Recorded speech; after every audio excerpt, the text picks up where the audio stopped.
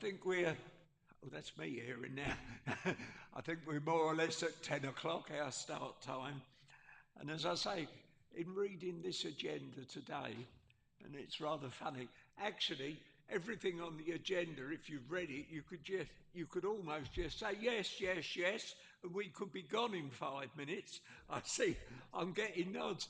It's such a magnificent agenda, quite frankly, but it's so well laid out for us, and that's what we must be appreciative of. But I'm quite sure that certainly the guidance for the members and so on that we've got, our own individual responsibilities is largely what we're talking about here. And that, of course, is most important to how we run our council. So let's begin, shall we? Minutes of the last meeting. Apologies. We've got Joe, haven't we? Joe Henderson, who's chairman of the committee now, unfortunately sent her apology. Uh, hence why you're stuck with me. Morris?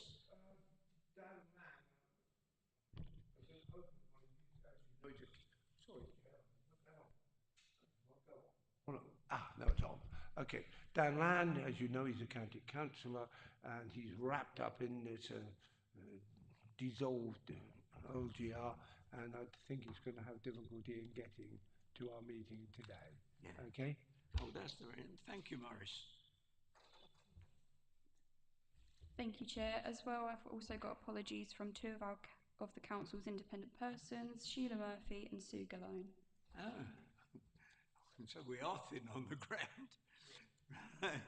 Okay, thank you, colleagues. Minutes of the last meeting from page 5 to 14.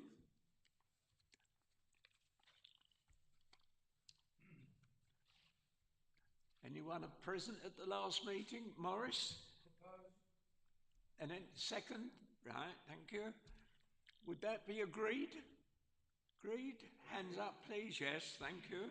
That's agreed. Any, I know they're the minutes of the last meeting. We don't specifically have matters arising, but is there anything in those minutes, Morris, that you want to pick up? No. Right. Declarations of interest. Does anybody have any interest apart from wanting to get out in the sun? No. Right, okay. Questions on notice? We've not received any of those, have we? No, thank you. Right, we move on to a very important report, the report and the review of members' licensing guidance. When you first look at it, you think it's only to do with the licensing committee, but of course it's not. It's talking about all those functions where we as members make decisions on the planning committee, for argument's sake, on the audit committee, and of course in particular on licensing and licensing subcommittees. It's a tremendous report, um, and we'll move to it. It's actually on page 15. And of course, the actual copy of the produced report is on page 23. Anybody, any queries about it? Would you like me to go through it? Yes, please. Thank you, Chair. Good morning, members and independent persons. Thank you for joining us today.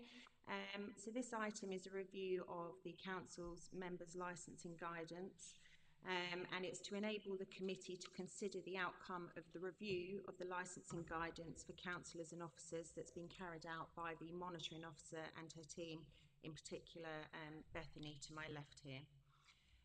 At its meeting, the standards meeting on the 24th of October of last year, the committee agreed the work programme, and that included a review of the council's licensing guidance to ensure that we were adhering to best practice and that it was easy to follow. The review conducted has researched various examples of such protocols from other councils, and the outcome has resulted in a revised approach. And the first step being that this document will be referred to as the Licensing and Registration Probity Protocol. Whilst the council did have a protocol for licensing matters, it was adopted some time ago, and it was felt appropriate that a review should be conducted. This report sets out the initial proposals arising from the review and seeks approval from the committee today to consult with members of the Licensing and Registration Committee, the portfolio holder for assets and community safety, and officers responsible for licensing services within the governance and the environment and housing directorates, and also with the independent persons of the council on the draft protocol. This licensing and registration probity protocol will form part of the council's constitution in part 6, and its aim is to demonstrate effective and positive governance arrangements and promotes the maintenance of integrity, both real and perceived, within the licensing and registration committee and its subcommittee's decision making, as well as high standards of conduct. As I said before, various examples have been referred to and different elements identified from them, such as interests, lobbying, officer-member relationship, ward councillor involvement, site visits and training, to name but a few. The draft protocol is contained at Appendix A of your report. So I don't know if members wanted a discussion with that, Chair, before moving on to the recommendations. Thank you.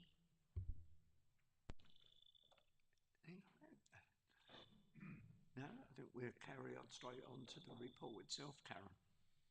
The Appendix A. Would you want to go all through it? Yes.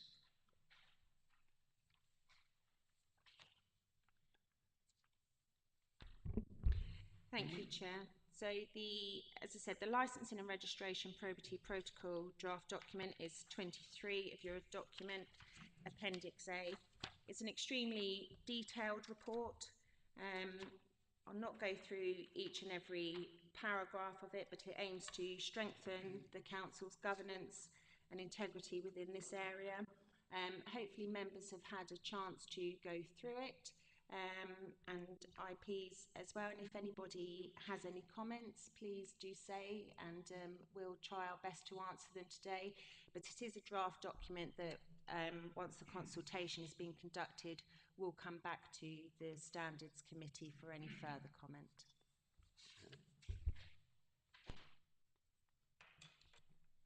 Any member? Any comments? Morris. Thank you, Chair. First and foremost, I have to say you were correct. This is a very well put together document, and it's easy reading, which I like, because I don't have to use anything more than 2 brain cells to understand it. It's a complete change to what we're used to. However, what I'd like to say, Chair, if I may, is that in order to make this work, it has got to be robust. It's got to have more than just words. For example, if we look at page 25, at 1.6 and 1.10, it mentions at the lower dot the protection of children from harm. There are still very much areas within Clacton town centre and surrounding that children can at any time just buy vapes or cigarettes or alcohol. So it has to be robust in as much as there's got to be a position, which of course puts a strain on the authorities that have to police that. So that is something I would like to mention. If I can mention Karen on the second one. If we go to page 29 at 4.1 to 4.2, 4.2 says licensing committee should not act as agents. Well, that's understanding the difference between us in governance and in as an officer role. So I like this very much indeed. The fact is that we do this. It is brought up in training about what the specific roles. Over the years, I've learned my role, and I've made lots of mistakes, so I've not repeated them. Especially for the new councillors who always try to go that little bit further, uh, which puts them in jeopardy in as much. So that's the two I think I picked up. Sorry, I've been through this like a fine-tooth comb. Okay, yeah, I think that was all I picked up. Thank you. You any comment on Morrison?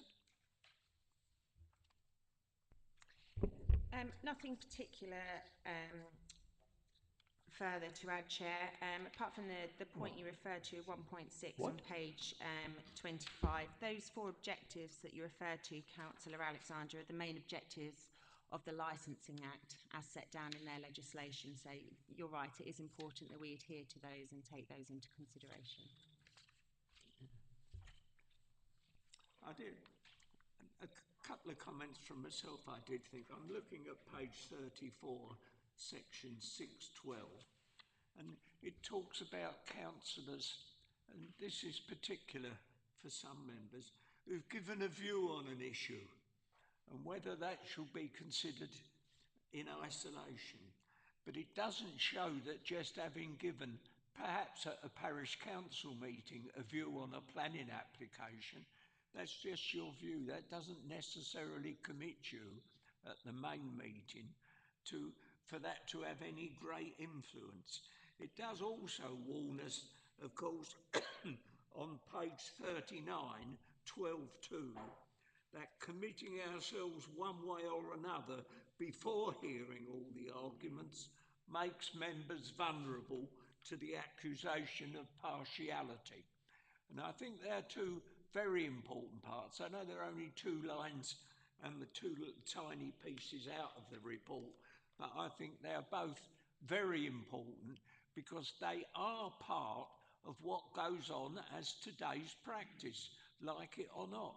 People do express views, and sometimes, particularly in town and country planning matters, that sort of business, it can be extremely prejudicial and can be picked up so easily by the applicant if his application's been rejected and he goes to an appeal. He can make comment about that. It can weigh very heavily against us. But, you know, everything's there. There are only 2 observations of mine. The 2 things I'd expect to be there are there. Mr. Irvine. Ah, yeah.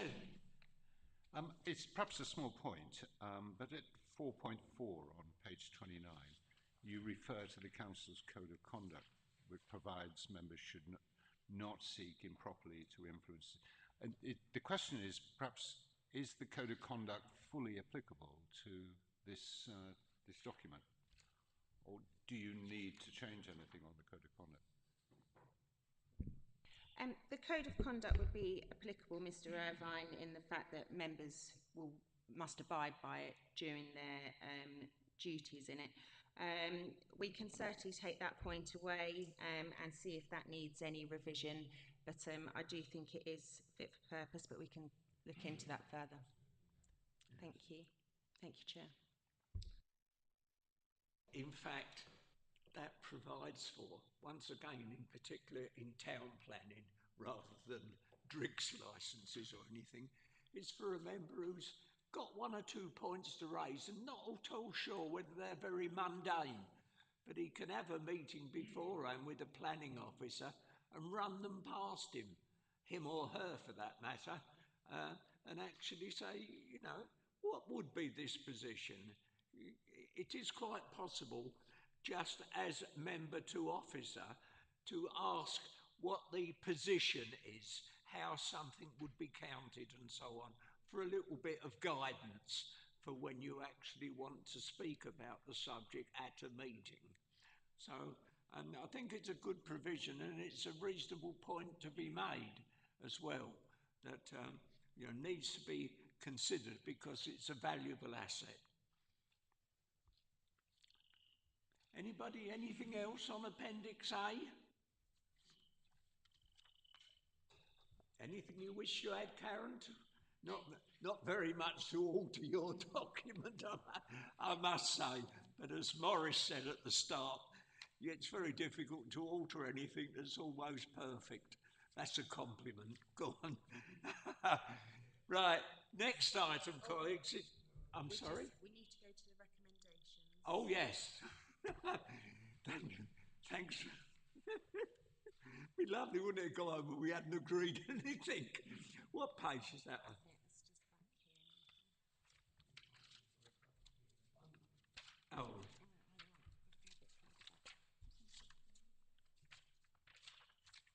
there we are. Yeah, thank you. And then we need to move. See what I mean about the officer sitting next to you, guiding you?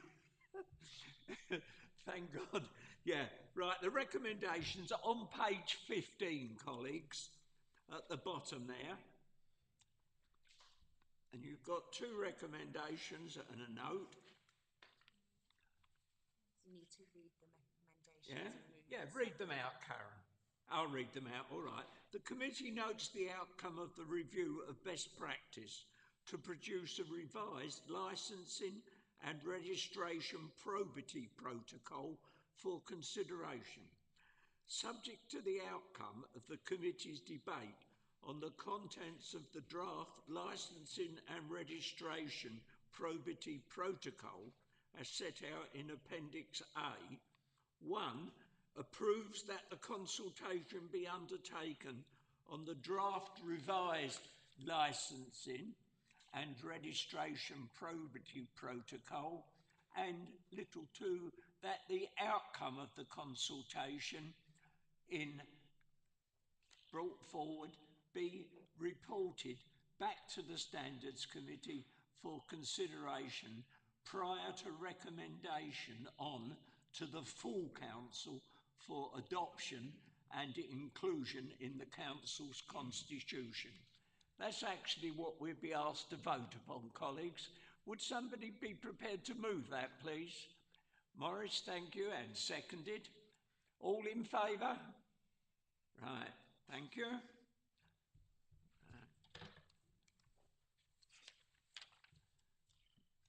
Our next is item 6, which is on page 43.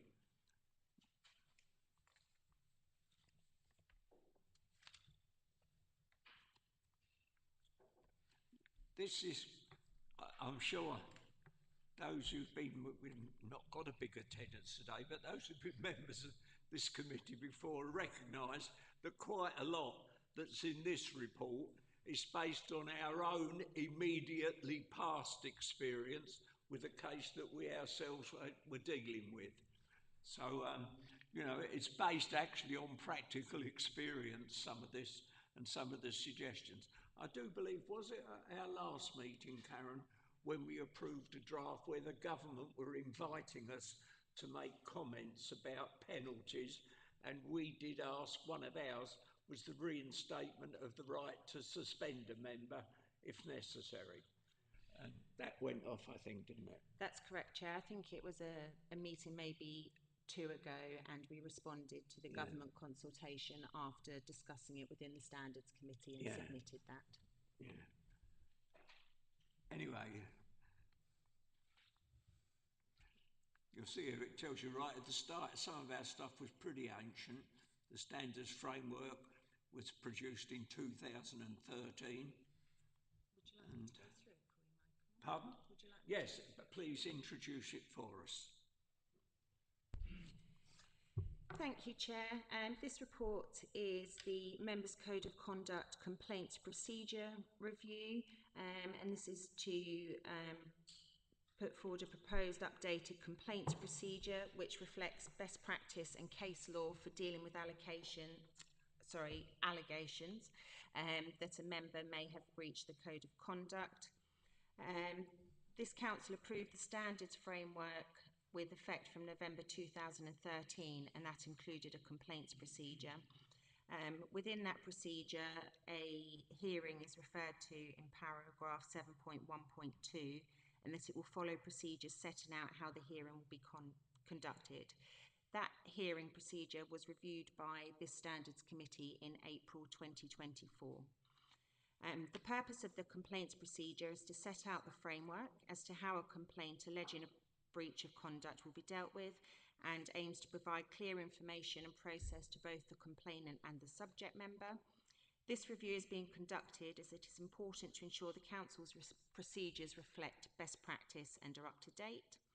The proposed amendments consider points raised from members of the Standards Committee and the Council's independent persons following a couple of workshops that were held, reviewing the complaints procedure and taking those points into consideration, and also aims to strengthen and clarify the investigation process should an alleged breach be determined for investigation by the monitoring officer, and then the subsequent process of a decision to refer to the Standards Committee for a hearing.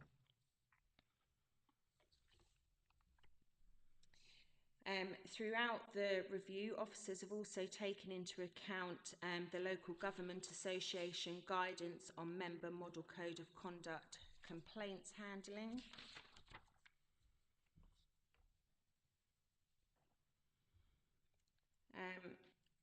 And as the Chair rightly referred to earlier, the review of the hearing procedure was conducted in May 24 prior to a hearing that was held here, and that was utilised and has been put through a stress test, as previously it was fairly infrequently used.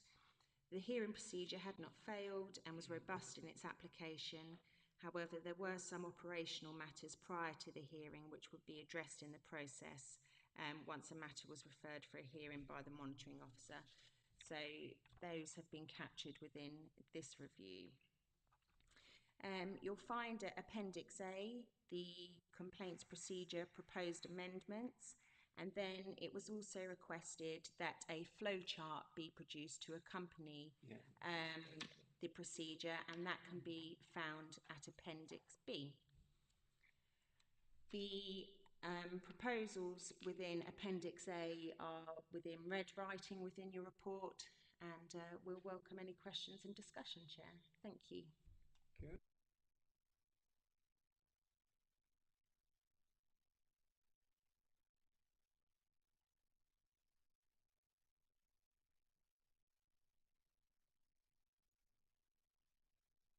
And we made the change everywhere, but we missed the change on this page. 5.2 on page 53, it still refers, it just needs, it's only a slip of the pen almost, you can see what I mean there. No problem. I notice, could I just comment, looking at the basic recommendations and reading elsewhere, I'm not at all sure I quite understand what, looking at the recommendations, recommendation C in particular, what does this mean? Does this mean that the council are invited to send to a meeting of this committee a delegation from the full council to talk to us about changes we should be making to the Standards Committee? No, Chair, it's just full council delegating the power down to yourselves as a Standards Committee to be able to make any amendments. Approving. I'm thinking of a delegation with people. Chair, Yeah, Sarah? Thank you, Chair. I've briefly looked through this and I can't see anywhere within it, and I may be wrong in that, where do we offer any sort of support to the person that the complaint's been made about? Because it is really, it can be really, really upsetting and quite distressing for people to have a complaint made about them. And I know it goes with the territory, that's fine, but we do have a duty of care towards our members to make sure that they maintain their health and well-being during the period of investigation.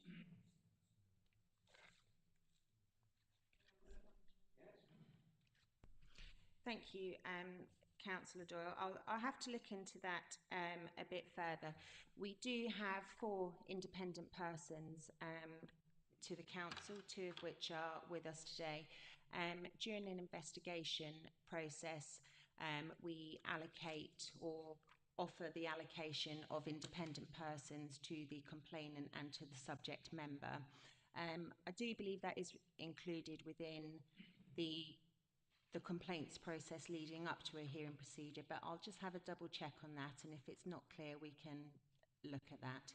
And then the independent persons, their role is to advise on the process and to provide that support that the process is being followed fairly. That isn't, I suppose for me, I was thinking more about somebody that could provide a listening ear and support them in some type of way, rather than somebody that advises them on the process, but just somebody that walks alongside that person during that investigation. I will have to take that one away with me, Councillor Doyle, and discuss that with the monitoring officer. I can't provide you an answer with that during this meeting. Thanks, Okay. Karen. Thank you.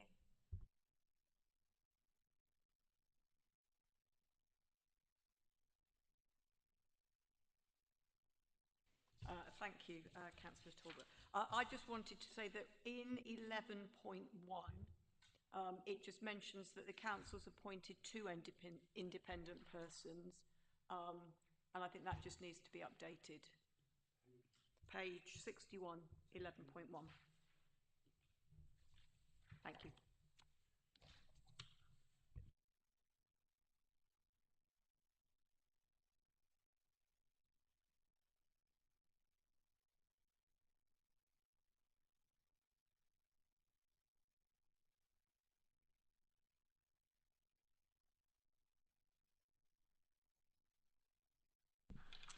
Thank you, Chair. Mrs. Watts is correct. It's 4 independent persons that we had. It's previously 2 from the original adoption of this, so thank you for that. We'll get that changed.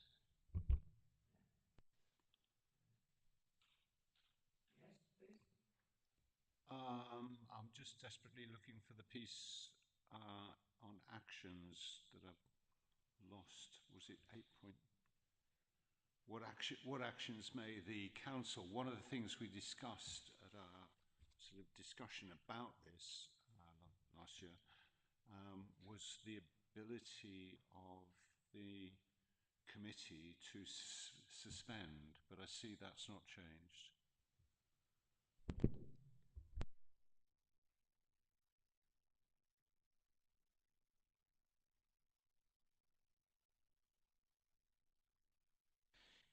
Thank you, Mr. Irvine.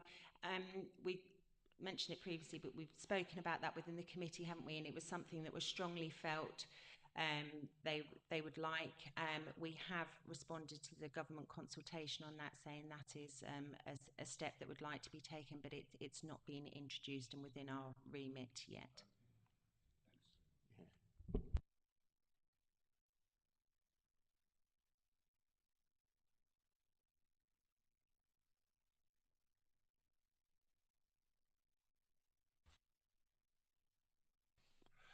Is it fair to say that when a complaint initially is brought in, it is scrupulously looked at to see if there's in fact any complaint there?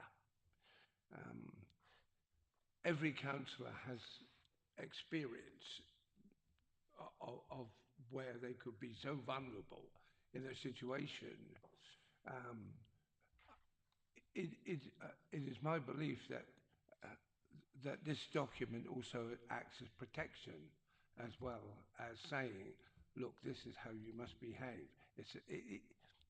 It's like everything else. Follow your skipper's rules, and you can't go wrong. You just follow the rules, and that's your safety barrier. In so many cases, people call somebody in as a councillor. You roll up in your beaten up old Skoda and they see a big white stallion because you're going to come and solve all our problems. So you are the most vulnerable person there in that meeting. And you have to watch every word you say so you don't actually put yourself in the position. So this is almost like a step-by-step guide to how not to put yourself in that position. And of course, after what, 20 odd years, I've sort of got the hang of it. So, you know, it's there, but it's a good document. And again, I like it. It's very succinct. Based a lot of it on our own experience, isn't it? I mean, you look, there's a, sorry, I've got my thing covered in green paint, but page 56, availability. This became, sorry, Maurice. Ah, yeah, page 56, availability. This was a very real problem with the case we were dealing with. If you remember, members may not know sometimes just the efforts that were made to get the person being complained of to a meeting. We kept getting excuses or unable to come or no reply to correspondence. I know Lisa found it quite frustrating at the time, but this does, I think, deal with it in a fairly methodical way. And you want to give anybody who's being accused of a misconduct every opportunity to get it right and defend him or herself as best they can. And there are obviously genuine reasons, but what we found was a lack of answers at one time, and then suggesting two dates, I think, on one occasion, both of which were rejected as being unsuitable, you know, for meetings. So I was very pleased when I read through in red the close on availability. I thought that really covered it and gives every opportunity to arrive at a position where I suppose in the end, if somebody absolutely refuses to attend, then the committee would have to deal with the matter in absentia. You'd have no other way of dealing with it. So this avoids that, but you do know that it comes there at the end.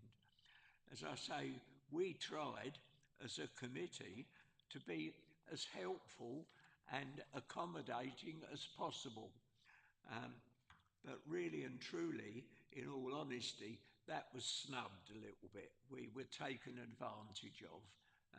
It's water under the bridge now, but we've learnt the lesson, and a lot of the lessons we've learned are included in this document, which is all embracing.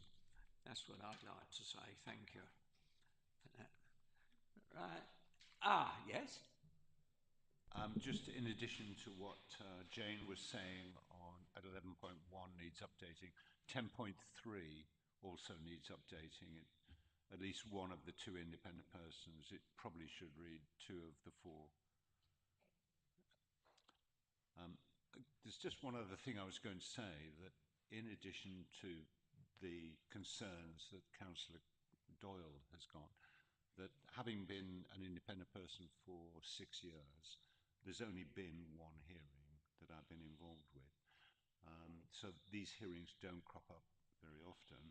And in addition, the majority of complaints, that's 99% of them, are dealt with before it gets to a hearing.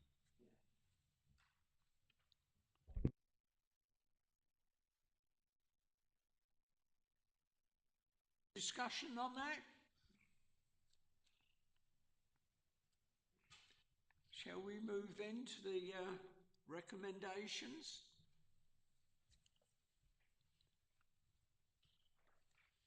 Yeah, if you read the recommendations out, Chair. It's things.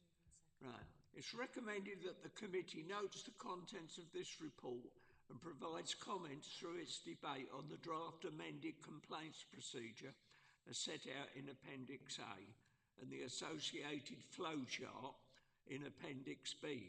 We didn't specifically look at the flowchart, did we? But we'll come back to that. Subject to A, recommends the draft amended complaints procedure set out in Appendix A to the full council for approval and immediate adoption. Recommends to full council approving a delegation to the Standards Committee to amend the complaints procedure following future reviews for efficiency purposes and especially in readiness for local government reorganisation preparation, and subject to C, endorses the terms of reference of the Standards Committee being amended to reflect the decision of full council. Could I have a proposer, please? Thank you. Seconder? Right. Those in favour? That's unanimous. Thank you. Shall we just go back to that, although I know we've approved the proposal rather than mucking about, you've got the flow chart, haven't we, at the back here? We should really have looked at separately. That's on page 62. Page 62. Oh, it was quite helpful actually. I just wondered if anybody had any comment. Rather good that it quotes the relevant clause next to the action. Anything you'd like to say on that, Karen? Not from me, thank you, Chair. Thank you. We just need to ask members if they still agree. I beg your pardon? We just need to ask members if they still agree with the recommendations. We've gone back to it. Yeah. Do you agree the flow chart, colleagues? That be agreed? Thank you. Right. I think that more or less takes us to the end, doesn't it? Oh, we've got the update on what's been going on. Just for information. Really, where is it? It's on page 75, right at the back. Any? Yeah, if you would, Karen. Thank you, Chair. Our final item, agenda item 7, is the monitoring officer's regular update. You'll see within the table there the ongoing matters for alleged breaches of code of conduct since the last meeting and up until the time of writing. Just a quick summary. Overall, this year, 3 cases have been received for 25-26. And since our last meeting and update, 1 case remains being investigated by an internally appointed investigator, and a further 2 cases have been assigned to this investigator as well. 1 case remains ongoing and 2 cases have been closed with no further action. Dispensation matters. The monitoring officer granted a dispensation for the purpose of the planning meeting on the 13th of May 2025. Advice was also given by the monitoring officer in respect of a potential request for a dispensation, and upon discussion, the councillor concerned decided not to formally request a dispensation. Members' Code of Conduct training. The monitoring officer and myself conducted training at the All Members Development session, which was held on the 18th of June 2025 and had a fairly decent attendance. And members' declaration of interest. Reminders have been given to all members who were present at the above meeting and through electronic communication to all members throughout the District Council that disclosable pecuniary interests, other registerable interests and non-registerable interests must be updated annually and within 28 days of any change. This is a point that's been picked up by the Council's external auditors who have previously made reference to outstanding updates. At the time of writing this report, 2 councillors remain outstanding in providing any update. Yeah. Thank you, Chair. Yeah, thank you, Karen. I'm going to say we've had emails, reminders, haven't we, General? If you haven't already made your declaration, please do it. But as Karen says, there's still, despite all the emails we've had, there's still 2 members who haven't replied yet. Ridiculous, isn't it? Oh, dear. Right. Well, that looks like the end of our business, colleagues, I think. Thank you very much indeed for attending. A very short meeting, but in fact conducive to dealing with business that will be the business before us for the years to come. And hopefully it looks so complete, I can't honestly see any room for further improvement. As I read it, this is just me. As I read it, I'm thinking, oh, somewhere it's got to make reference to so-and-so, surely. And then a few pages later, I find that reference is being made. I'm sorry, I can't hear. We need to close, Chair, because you've drawn the meeting to a conclusion. No, I'm sorry, I can't hear. Say it, Karen, go on. What you were saying to me. We just need to conclude the meeting, Chair, as you've brought it to a close. Yeah. Okay. I formally declare the meeting